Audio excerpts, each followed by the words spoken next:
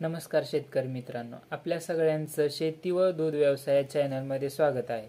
तर आपल्या कालच्या व्हिडिओमध्ये सांगितल्याप्रमाणे आपल्या आजच्या या व्हिडिओचा विषय असणार आहे की गाभण जनावरांचे डिवॉर्मिंग किंवा जंतनाशक कसे करायचे व त्यासाठी कोणते मेडिसिन वापरावे हे मी तुम्हाला सांगणार आहे।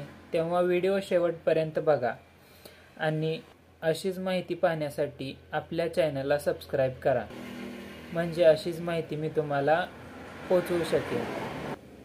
चला तर मित्रांनो, मग बघूया आपण जंतनाशक हे देणे गाभण जनावरांमध्ये महत्त्वाचे का आहे व ते आपण केले नाही तर काय परिणाम होऊ शकतात। तर आपण जंतनाशक हे डिवॉर्मिंग किंवा केले नाही तर याचे खूप मोठे दुष्परिणाम आपल्याला दिसून येतात। आपली गाय सुस्त राहते किंवा कमजोर राहते, त्यामुळे आपल्या गायीचे किंवा म्हशीचे रोगप्रतिकारक शक्ती कमी होते। तसेच आरबीसीचे प्रमाण ही खूप कमी होते, त्यामुळे त्याचा इफेक्ट आपल्या दुधावर दिसून येतो। म्हणजे जंत झाल्यानंतर जर आपल्या गायीचे दूध कमी येते त्याला मिल्कोफोबिया असे म्हणतात। जेव्हा गायीचे दूध कमी येते त्याला जंत झालेले असतात, त्यामुळे त्या गायीचे दूध कमी। तसेच त्याचा इफेक्ट आपल्या लहान वासरांवर सुद्धा होतो। म्हणजे पोटात वाढलेले असलेले लहान वासरू जेव्हा जन्माला येते तेव्हा ते कमजोर होऊन येते, त्याच्यावर जंताचा इफेक्ट झालेला असतो। तर तो होऊ नये म्हणून आपण डिवॉर्मिंग करणे किंवा जंतनाशक करणे हे खूप महत्त्वाचे आहे। जेव्हा आपण जंतनाशक करतो तेव्हा ती गाय कमजोर राहत नाही। जंतनाशक केले तर तिची रोगप्रतिकारक शक्ती वाढते, त्यामुळे ती आजारी पडू शकत नाही आणि दूध ही चांगले देऊ शकते। त्यामुळे आपल्याला खूप मोठा फायदा होतो। तर आपण बघूया त्याची लक्षणे। तसेच कालच्या व्हिडिओमध्ये सांगितल्याप्रमाणे अशी काही लक्षणे आहेत ते जंत झालेल्या जनावरांमध्ये दिसून येतात। त्याचा मी फोटो अपलोड करत आहे।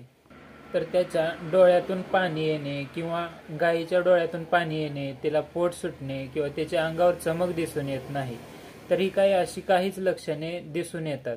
तर ते पातळ शेण टाकत असेल, तसेच आपण गायीला कितीही खायला टाकलो तरी त्याच्या अंगावर चमक राहत नाही, असे आपण खूप प्रयत्न करतो।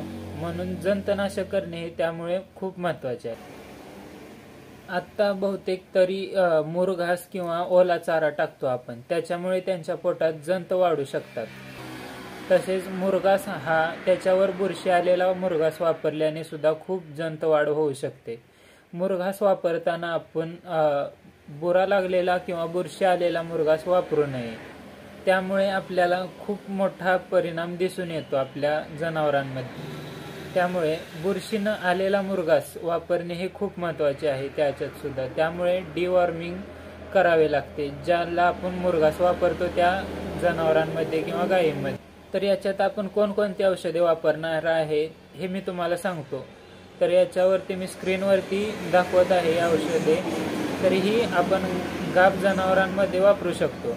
तर याच्यामध्ये फेनबेंडाझोल, फेंडिकाइन प्लस, हायटेक बोलस किंवा हायटेक टॅबलेट, निलजान लिक्विड हे आपण वापरतो। तर याच्यापैकी कोणतेही आपण बोलस सिलेक्ट करून याच्यापैकी एक बोलस आपण आपल्या डिवॉर्मिंग करण्यासाठी उपयोगात आणू शकतो। तसेच लिक्विडमध्ये निलझान लिक्विड आहे, हे 1 ml पर 3 kg वापरावे डिवॉर्मिंग करण्यासाठी। तर हे गाभ जनावरांचे डिवॉर्मिंग आपण कधी करावे, तर याचा आपण गाभ आहे हे 3 महिन्याने चेक करतो। 3 महिने झाले की आपण गाभ जनावरांमध्ये डिवॉर्मर देणे खूप महत्त्वाचे आहे। फर्स्ट डोस आपण अल्बोमारचा देतो, तो म्हणजे पहिल्या गाभ जाण्याच्या आधी। नंतर गाभ गेल्यानंतर 3 महिन्याने आपण कोणतेही डिवॉर्मर घ्यावे। त्याच्यानंतरचा डोस हा 7व्या महिन्यात दिला जातो। म्हणजे आपण गाभ जनावरांमध्ये 3 वेळेस डिवॉर्मिंग करतो। गाभ जाण्याआधी एकदा, 3 महिन्यात एकदा आणि 7व्या महिन्यात एकदा। तर याचा उपयोग आपण कसा करायचा आहे, तर सकाळी आपण त्यांना खायला टाकण्याआधी याचा उपयोग करू शकतो। तर हे आपण पाण्यातून किंवा डायरेक्ट ओरलीही देऊ शकतो। जेव्हा आपण हा डोस देतो त्याच्यानंतर आपण 2 तास तरी त्यांना काही खायला किंवा पाणी ठेवू नये। त्याच्यामुळे आपल्याला रिझल्ट चांगला मिळतो. 2 तासांनी त्याला आपण वाळा चारा किंवा सुका चारा देऊ शकतो. नंतर 10 ते 12 तासांनी आपण त्याला लिव्हर टॉनिक हेही द्यावे. त्यामुळे त्याच्यावर दुसरा कोणताही साईड इफेक्ट दिसून येत नाही. तर आपण व्हिडिओमध्ये जे औषधे सांगितले हे गाभ जनावरांसाठी खूप सेफ आहेत. तर आपला हा व्हिडिओ होता आजचा. तर तो तुम्हाला कसा वाटला ते तुम्ही कमेंट करून सांगू शकता.